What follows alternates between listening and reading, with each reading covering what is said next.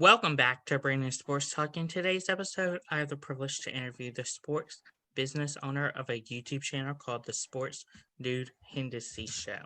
How are you doing today? I'm doing really, really good. Thanks for having me and everything. Thank you. Can you talk about how you knew that you wanted to start your own YouTube channel? Well, honestly, I don't really talk much unless it's sports and everything. And, I'm a big Bengals fan, and I used to actually have a Cincinnati Bengals podcast and stuff, but that wasn't really much on YouTube. That was more so on like streaming platforms like Spotify and stuff like that. But I knew eventually I really wanted to have like a sports podcast where I didn't just talk about the Bengals. I talked about, all types of teams and sports and everything like that.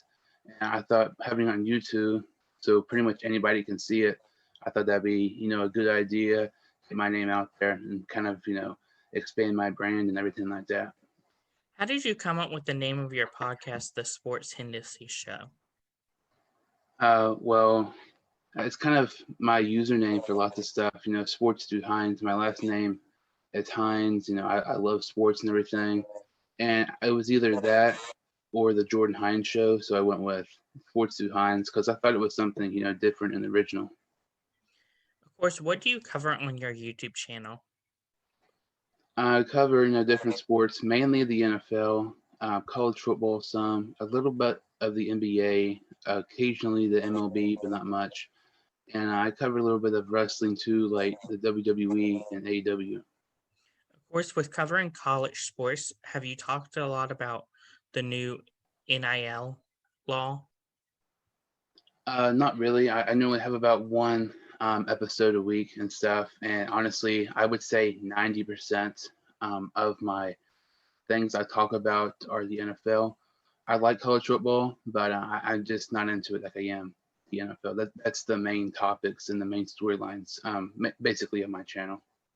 Of course, with being a NFL podcast, basically, what are some of the topics that you talk about when it comes to the NFL? Just whatever the top storylines are and everything. If there should be moves or what should happen. With different situations and stuff like that. What teams would be good this year, predictions, and just basically just a little bit of everything. Who are some of the people that you have interviewed? I've had a chance to interview Carl Mecklenburg. He used to play for the Denver Broncos. And he was a Pro Bowler multiple times.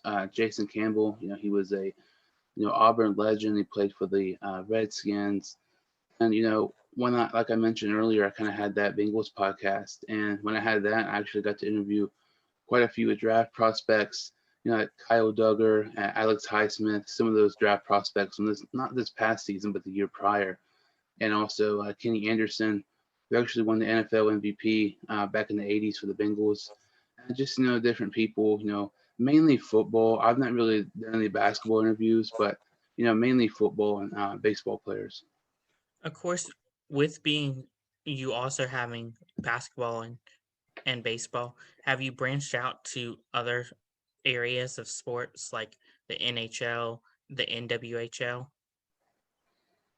Yeah, no, because I don't know a single thing about hockey, and if I talk about it on my show, I don't want to embarrass myself while talking about it. So, yeah, I mainly stick to football the most. I know some about basketball and baseball, but I mainly stick to football the most because I know the most about it. And yeah, so football, baseball, basketball, and wrestling are really the only four sports that are pretty much talked about on my show and stuff. How do you go about getting some of the people that you've had on your show? Well, I kind of, DM them, on Instagram and stuff. And but if they don't have Instagram, I'll try Twitter. But more likely, you have a higher chance to get a response, on Instagram and stuff. Also sometimes players have like emails that you can like message them about, maybe do an interview and stuff like that. But emailing them and DMing them on Instagram to me are the ways I've been able to get interviews, and they kind of work pretty well and stuff. What are the different segments that you have on the Hindesy show? I have I don't really have a lot of segments. My friend and I, we've kind of started kind of a segment series recently. It's called 30 Minute Drill. We'll talk a little bit of sports, but we'll also kind of make stuff up as we go. Just basically a normal conversation, like we would talking on the phone. We make stuff up. We talk a little about sports. It's entertaining. Our last episode, we were talking about how my years ago we went to Orlando Magic game, and my dad basically was like the halftime show at the Orlando Magic game and stuff, and it's really cool, and it's definitely a lot more entertaining than my normal podcast. Can you talk more about the segment, the 30-minute show, and what that is? Yeah, so 30-minute drill. Basically, we have 30 minutes to talk about whatever we want for the most part, sports or not sports. We can have random stories. I mean, like I mentioned, we were talking about my dad being on the halftime show at the Magic game. And then, I mean, we're talking about favorite movies, but then we're talking about what players are going to have, surprising years this year, in the NFL and stuff. I kind of like it because we really don't have scripts. We don't really have anything set in stone that we 100% are going to talk about. We just make stuff up as we go. And that's the thing I like about it. Compared to kind of like my podcast, is like when you have a podcast, you already know what you want to talk about. With this, you don't really know. You're making stuff on the fly type of deal. What is something that you learned now that you didn't know before starting a YouTube channel? When I was getting into it, I thought it'd be kind of easy, and because honestly, when I started YouTube, I did not know much about it. But each day when I do episodes more and more, I'm getting more knowledgeable about doing stuff and different things like that. And it's a lot harder than I thought it was going to be at first. Last year, like I mentioned, I had different people, on my show, and at first I did not have episodes much compared to what I do right now. But it's a lot harder than you think. You would think getting subscribers would be kind of easy, but compared to like Instagram, it's kind of easy at times, and Twitter is too. But it's really difficult to kind of grow in your channel. That's something I've learned that it's a lot harder than you think it would be. Of course, what are some of your future plans with your YouTube channel? I have just a ton of plans, but lots of them are just kind of like ideas. Once football season gets started and everything, I plan on possibly having 3 live episodes a week, but that's kind of up in the air right now due to different things. I really want to branch out more, and I really like to have like live guests join the show and stuff. I would really like to have kind of a similar show as you've seen, the Pat McAfee show. That's one of the only sports shows I actually watch. Something similar to that, and I would love to be kind of like the look because around here it's not really a huge city or anything. It's in Huntington, West Virginia. I would love to be like the Pat McAfee, of around here. Really, expand my podcast, get more well known and everything, and branch out and just have different things. I have lots of ideas, but some of them work, some of them don't work. But I'm really interested to see progress in the future of this podcast and everything. Of course, who are some of the YouTube channels or in podcasts that you look up to, and how do you implement your podcast versus theirs?